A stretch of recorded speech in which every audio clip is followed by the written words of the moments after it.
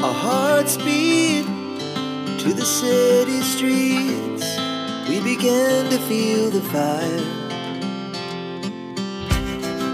We rise like tall buildings as the chemicals, they take us higher.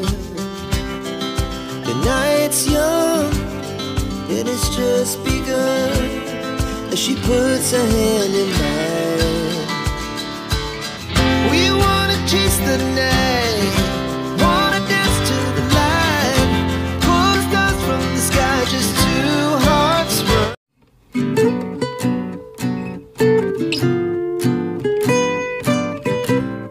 নমস্কার, কেমন আছেন সবাই? হোমমেকার মাম্পির আরো একটি নতুন ব্লগে আপনাদের সবাইকে স্বাগত জানাই। এখন বাজে সকাল 8টা, আর সকাল 8টা থেকে আপনাদেরকে সঙ্গে নিয়ে ভিডিওটি শুরু করলাম। আশা করছি ভিডিওটি আপনাদের ভালো লাগবে। তবে ঘুম থেকে উঠেছি কিন্তু অনেকক্ষণই হয়ে গেল, মানে ঘুম থেকে উঠে ফ্রেশ হয়ে চেঞ্জ করে চা খাওয়াও হয়ে গেছে। আর ওদিকে ছেলে ওই ঘরে পড়তে বসে পড়েছে, আর বিজয় এইমাত্র বাজারে গেল। তো সেই সুযোগে আমি এই ঘরের বিছানাটাকে গুছিয়ে নিচ্ছি। তবে তার আগে ওই ঘরটাকে গুছিয়েই এসেছি, কারণ আমি জানি ছেলে পড়তে বসলে আমাকে আর ওই ঘরে ঢুকতে দেবে না। তো ওই ঘরটা পরিষ্কার করেই এই ঘরের বেড কভারটা গুছিয়ে নিচ্ছি। তবে আজ আর বাবুকে স্কুলে পাঠাবো না, তার কারণ ওর একটু অ্যালার্জি হয়েছে, মানে ওই নাক দিয়ে জল পড়া, হাঁচি হওয়া। তো দুদিন ধরেই হচ্ছে। তো আজকে গতকালকে যেহেতু স্কুলে পাঠিয়েছি, সেই কারণে আজকে আর স্কুলে পাঠাবো না। তো ও সকালে ঘুম থেকে উঠে আমাদের সঙ্গে একটু চা মুড়ি খেয়েছে, খেয়ে ওই ঘরে পড়তে বসেছে। আর এদিকে এই যে দেখতে পাচ্ছেন বিজয় বাজার নিয়ে চলে এসেছে। তো বাজারগুলো গুছিয়ে যে রান্না করতে চলে এসেছি। আর আজকে রান্না করব বাবুর খুব পছন্দের একটি খাবার, সেটা হচ্ছে ঝিঙে আলু পোস্ত। তো এটা আমার ছেলে খেতে ভীষণ পছন্দ করে। তবে জানেন তো কি, আমার ছেলে এত বদমাইশ, মানে ঝিঙে দিয়ে আলু দিয়ে যখন পোস্তটা করি তখনই একমাত্র ঝিঙেটা খায়।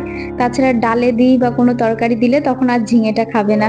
মানে ও শুধু ঝিঙে আলুর পোস্তটা খেতেই পছন্দ করে, আর কোনো কিছুতে ঝিঙে ওর ভালো লাগে না। তবে ঝিঙে আলুর পোস্তটা আমার ছেলে এইভাবে খেতে বেশি পছন্দ করে, মানে পেঁয়াজ দিয়ে করলে বেশি পছন্দ করে। নিরামিষের দিনকে তো পেঁয়াজ দিই না, তবে নিরামিষের তুলনায় এইভাবে ঝিঙে পোস্ত মানে পেঁয়াজ দিয়ে করলে এত টেস্টি হয় না, মানে আপনি আঙুল চেটে খাবেন। যদি কোনোদিন পেঁয়াজ দিয়ে ঝিঙে আলুর পোস্ত না খেয়ে থাকেন, একবার প্লিজ ট্রাই করে দেখবেন আমার কথা শুনে। যদি আঙুল না চেটেছেন তারপরে বলবেন। যারা আর কি ঝিঙে আলু পোস্ত খেতে ভালোবাসে তাদের একেবারে মুখে লেগে থাকবে, দারুণ খেতে হয়। আমার মা তো এটা ভীষণই ভালো করে, তবে আমিও বাড়িতে অনেক কবার করতে করতে মায়ের মতো প্রায় শিখেই গেছি। ঝিঙে আলু পোস্তটা খুবই ভালোই খেতে হয়।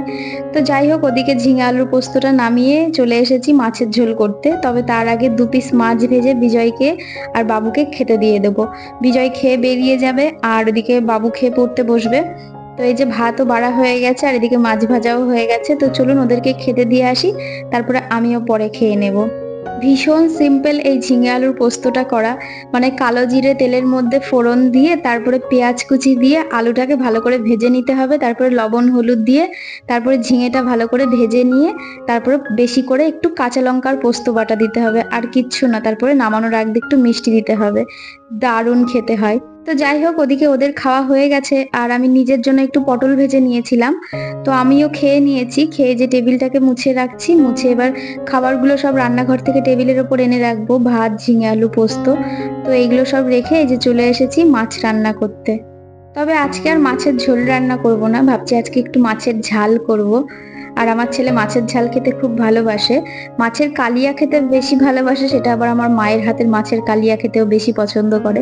আমার ছেলে আমার মায়ের হাতের মাছের ঝোল খেতে বেশি পছন্দ করে, মাছের যে কোনো আইটেম। আর আমার ভাই আবার উল্টো, মানে বাড়িতে মাছ আনলেই আমাকে বলবে তুই রান্না কর।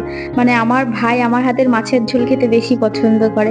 আসলে আমরা যে যেটার খেয়ে অভ্যস্ত না, দেখবেন অন্য কারোর হাতের খেতে বেশি ভালো লাগে। মাছের কালিয়া কিংবা মাছের ঝালের মধ্যে আলুটা না দিলেই হয়, তবে দিলেও মন্দ লাগে না। আসলে আমরা বাঙালি তো, সবকিছুর মধ্যেই আমরা আলু দেবই দেবো, মানে আলু ছাড়া যেন আমাদের চলেই না। তো যাই হোক, এই যে খুব ভালো করে মশলাটা কষিয়ে নিয়েছি, আর এবার জল দিয়ে দিলাম। আর ওদিকে মাছের ঝোল ফুটছে, মানে মাছের ঝোলটা বসিয়ে যে আমি আম খাচ্ছি। বিজয় আজকে সকালে বাজার থেকে অনেক আম নিয়ে এসেছে, তো সেখান থেকে ছেলেকে 2টো বানিয়ে দিলাম, আর আমি একটা হাতে নিয়ে বসে পড়েছি খাওয়ার জন্য। আমের লোভ ছাড়া যায় বলুন তো? আম খেতে কে না ভালোবাসে, আমার কাছে তো ভীষণ ভালো লাগে। তো যাই হোক, ওদিকে আম খেয়ে যে ঝোল ফুটে উঠেছিল, এবার মাছগুলো ছেড়ে দিচ্ছি। তো তো মাছগুলো ফুটে উঠলেই গরম মশলা দিয়ে নামিয়ে নেব। এই যে আমার মাছের ঝোল হয়ে গেছে, সরি মাছের ঝাল আর কি। যাই হোক, মাছের ঝালটা খেতে খুব ভালো হয়েছিল। তো চলুন মাছটাকে এবার টেবিলের ওপর রেখে দিয়ে আসি। মাছটাকে টেবিলের ওপর রেখে চলে এসেছি এই যে কিচেন পরিষ্কার করতে। প্রথমে ওভেনটাকে খুব ভালো করে জেলটা দিয়ে ভালো করে স্কচ ব্রাইট দিয়ে মেজে নেব, নিয়ে তারপরে পরিষ্কার করে নেব। এর আগের ভিডিওতে একটি মিষ্টি বোন খুব ভালো একটি কমেন্ট করেছে। তো সে লিখেছে, দিদি ভাই তোমার ভিডিও দেখার জন্য বসে থাকি, তোমার কাজ যতটা ভালো লাগে তোমাকে দেখতে ততটাই ভালো লাগে, একটা আলাদা এনার্জি পাই। দিদি ভাই তুমি ডেলি ব্লগ দেবে, না হলে কি যেন দেখিনি মনে হয়। তো থ্যাংক ইউ সো মাচ বোন, এত ভালোবাসা দেওয়ার জন্য আর এত সুন্দর একটা কমেন্ট করার জন্য। তোমরা সবাই আমাকে ডেলি ব্লগ দিতে বলো। সত্যি বলছি, সেই সময় না আমার কাছে নিজের কাছে নিজেকেই ভীষণ খারাপ লাগে যে আমি তোমাদের কথা রাখতে পারি না। সত্যি বলতে আমার এডিট করে ভয়েস দিতে অনেকটা সময় লাগে, আমি জানি না কেন, আর সবার কতটুকু সময় লাগে আমি জানি না। যারা হয়তো সামনের ওপর এসে কথা বলে তাদের সেই ক্ষেত্রে দেখবে মানে ভিডিও এডিট করতে একটু সময় কম লাগে, কিন্তু আমি যেহেতু পুরো ভিডিও শুট করে তারপরে সেটাকে এক জায়গায় করে এডিট করে তারপরে ভয়েস দিই, তো সেই ক্ষেত্রে না সময়টা অনেক বেশি লাগে। যেমন ধরুন প্রত্যেক দিন আমার 1 থেকে 1.5 ঘন্টার ফুল একটা ভিডিও হয়, সেটাকে কেটে 9 থেকে 10 মিনিট কি বড় জোর 12 মিনিট, তো এর মধ্যে নিয়ে আসা কিন্তু অনেকটা সময় সাপেক্ষর ব্যাপার। তো সেই জন্য না ডেলি ব্লগ দিয়ে ওঠা হচ্ছে না। তবে আমি এই বিষয় নিয়ে অবশ্যই ভাবনা চিন্তা করেছি, আমি খুব শীঘ্রই হয়তো ডেলি ব্লগ নিয়ে আসবো। তাতে আমার একটু পরিশ্রম বেশি করতে হবে, তবে চেষ্টা করব। আর ডেলি ব্লগ দেওয়া তো আমার চ্যানেলের জন্য ভীষণই ভালো, রিচ ডাউন হবে না। তো ডেলি ব্লগ দিলে তো খুবই ভালো হয়। সত্যি বলতে কি, তোমাদের সামনে আমি সংসারের যে কাজগুলো করি তার আগে পিছনে সংসারের অনেক খুঁটিনাটি কাজ থাকে যেগুলো আমাকে করতে হয়, সেগুলো হয়তো আমি ক্যামেরা ধরে ধরে করি না, যেহেতু পুরো সংসারের দায়িত্ব আমার কাঁধে, মানে সমস্ত কিছুই হ্যান্ডেল করতে হয়। আর আপনারা জানবেন আমার ছেলে যেহেতু টিনেজ এখন, তো একটা টিনেজ বাচ্চাদেরকে কতটা প্রায়োরিটি দিতে হয় আপনারা নিশ্চয়ই জানবেন। তো হয়তো তাদের পেছন পেছন ঘুরতে হয় না বাচ্চাদের মতো, ছেলেকে তো ছোট থেকে মানুষ করছি, তো এই টাইমটা না বাচ্চাদেরকে একটু ভালো মন্দ বা একটু কোয়ালিটি টাইম স্পেন্ড করতে হয় তাদের সঙ্গে। তো সেই কারণেই সব কিছু মিলিয়ে মিশিয়ে হয়ে উঠছে না, তবে আমি খুব তাড়াতাড়ি চেষ্টা করব। আপনারা এইভাবে যদি ভালোবাসা দিতে থাকেন তাহলে আমি অবশ্যই চেষ্টা করব। একটা টিনেজ বাচ্চাদের না এই সময়টা অনেক বেশি গুরুত্বপূর্ণ। মানে ধরুন এই সময়টা আপনারা বকতে পারবেন না, মারতে পারবেন না, তারপরে একেবারে ছেড়ে দিয়েও রাখতে পারবেন না। এই সময়টা না বাচ্চাদের যেহেতু হরমোনাল কিছু চেঞ্জেস হয়, তো সেই কারণে ওরা নিজেরাও ডিস্টার্ব থাকে যে কি হচ্ছে কেন হচ্ছে। এই সময়টা যদি বাচ্চাদেরকে সঠিকভাবে গাইড না করা যায় তাহলে ভবিষ্যতে ওদের উপর একটা খুব খারাপ ইম্প্যাক্ট পড়ে। আসলে কি বলুন তো, গত বছর পর্যন্ত আমার ছেলে একদমই বাড়িতে, মানে ওর প্রত্যেকটা সাবজেক্টের জন্য আলাদা আলাদা টিচার বাড়িতে পড়াতে আসতো। তো এই বছর থেকে ওকে সব আলাদা আলাদা ব্যাচে দিয়ে দেওয়া হয়েছে, তো ওরা একসঙ্গে অনেক কজন স্টুডেন্ট পড়াশোনা করে। তো সেই ক্ষেত্রে জানবেনই সব রকম স্টুডেন্ট ওখানে থাকে, সব রকম কথায় ওর কানে আসে, তো সেইগুলোই বাড়িতে এসে বলে, তো সেইগুলোই তাকে ক্লিয়ার করাতে হয় যে এটা এরকম না, ওটা ওরকম না, এরকম হয় না বা ওরকম করতে হয়। তো এইভাবেই আমার দিন চলছে আর কি। বাড়িতে আমরা সবাই ভাবনা চিন্তা করেই ব্যাচে পড়তে দিয়েছি, কারণ ছেলে যথেষ্ট বড় হচ্ছে, আর ভালো মন্দের বিচার করতে গেলে মন্দটাকেও সমান তালে দেখতে হবে, তো দুটোকে না দেখলে জাস্টিফাই করতে পারবে না, তো সেই কারণেই আর কি ব্যাচে দেওয়া। তো যাই হোক, এদিকে প্যারেন্টিং এর উপরে অনেক জ্ঞান দিয়ে ফেলেছি, অনেকের হয়তো খুব বিরক্তি লাগবে, আবার অনেকে হয়তো আমার সঙ্গে সহমত হতে পারে। তো যাই হোক, রান্নাঘর পরিষ্কার করে ঘর দুয়ার মুছে যে স্নান করে চলে এসেছি, মাথাটা আঁচড়ে বা সিঁদুরটা পরে নিচ্ছি। শতাব্দী মুখার্জি নামে একটি দিদিভাই আমায় কমেন্ট করেছিল যে তুমি নাইট যে ক্রিমটা ইউজ করো তো সেটা সম্বন্ধে কিছু বলতে। তো দিদিভাই এটা হচ্ছে রেটিনয়েড এ ক্রিম 0.25। তো এটা হচ্ছে মেডিকেটেড একটা ক্রিম। তো এদিকে কথা বলতে বলতে আমাদের বাড়ির সামনে তো কারখানা রয়েছে, সেখানে খুব সাউন্ড হচ্ছিল, সে কারণে আমি আর বলতে পারিনি কথা। বেসিক্যালি যাদের হোয়াইট হেডস কিংবা ব্ল্যাক হেডস আছে কিংবা আনইভেন স্কিন টোন রয়েছে, তো তাদের জন্য এটা খুব ভালো একটা ক্রিম। তবে এটা সবার স্কিনের জন্য সুইটেবল না, যেহেতু মেডিকেটেড ক্রিম। আর এটা কিন্তু একদম সামান্য একটু নিয়ে আপনারা একদম চিকের কাছে লাগিয়ে দেখতে পারেন, যদি ভালো মানে আপনার যদি কোনো ইরিটেশন বা অ্যালার্জি না হয় তারপরেই সেটাকে ইউজ করতে পারেন। আদারওয়াইজ আমার মনে হয় কোনো ডাক্তারের কাছে শুনে ব্যবহার করাই ভালো। আমি ওটাকে বিগত 5 বছর আগের থেকে ইউজ করি, তবে সপ্তাহে 1 দিন কি 2 দিনই রাত্রে শোয়ার সময় ইউজ করি, কারণ দিনের বেলা তো ব্যবহার করাই যায় না, কারণ রোদ পড়লে স্কিন অনেক বেশি, যেহেতু এই ক্রিমটা মাখলে আপনার স্কিনের লেয়ারটা অনেকটা পাতলা হতে থাকে, স্কিন চামড়াটা পাতলা হয়ে যায়, তো সেই ক্ষেত্রে কি হয় রোদে বেশি পুড়ে যাওয়ার চান্স থাকে, তো দিনের বেলা তো মাখবেনই না। তবে এই ক্রিমটা ব্যবহার করাকালীন অবশ্যই কিন্তু রোদ্রে বেরোনোর আগে সানস্ক্রিন ইউজ করতে হবে, নাহলে আপনার স্কিন কিন্তু ড্যামেজ হয়ে যাবে। তবে এই ক্রিম নিয়ে বেশি ভয় পাবেন না, এটা অ্যান্টি এজিং এরও কাজ করে, ভীষণ ভালো একটা ক্রিম। তবে ঠিকঠাক মতো ব্যবহার করতে পারলে আপনার খুবই ভালো কাজ করবে।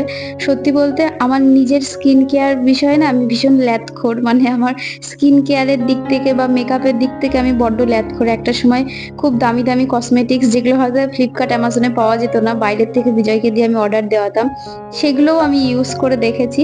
তো সবকিছু মিলিয়ে মিশিয়ে এখন বর্তমানে আমি খুব কম প্রোডাক্টই আমার স্কিনে ইউজ করে থাকি। তবে আমার কিন্তু বিউটিশিয়ানের কোর্স কমপ্লিট করা আছে, আজ থেকে 8 বছর আগে করেছিলাম। যেহেতু ছেলের তখন 6 বছর বয়স ছিল, খুবই ছোট ছিল, তো সেই কারণে সেই কাজটাকে ছাড়তে হয়েছে। তবে অনেক দূর পর্যন্তই এগিয়ে গেছিলাম যখন শুরু করেছিলাম। তবে আপনাদের সঙ্গে কথা বলতে বলতে কিন্তু বেলা গড়িয়ে গেছে, মানে এখন ওই সন্ধ্যা 6:30 মতো বাজে। তো এদিকে সন্ধ্যা দিয়ে প্রতিদিনকার মতো কর্পূরটা ধরিয়ে নিচ্ছি। আর এরকম এই বৃষ্টি বাদলা ওয়েদারে না প্রতিদিন কর্পূর ধরালে এক তো মশা পোকামাকড় ঘরে ঢুকবে না, আর ঘরে না একটা ভীষণ পজিটিভ এনভায়রনমেন্ট তৈরি হয়। এই সময়টা আমার এত ভালো লাগার একটা টাইম, মানে এই যে ধরুন সন্ধ্যা দেওয়ার পর সারা ঘরে ধূপের গন্ধ, কর্পূরের গন্ধ, মানে সারা ঘর একেবারে ম করে, এত সুন্দর একটা পবিত্র এনভায়রনমেন্ট তৈরি হয় না, আমার কাছে ভীষণ শান্তি লাগে এই টাইমটা।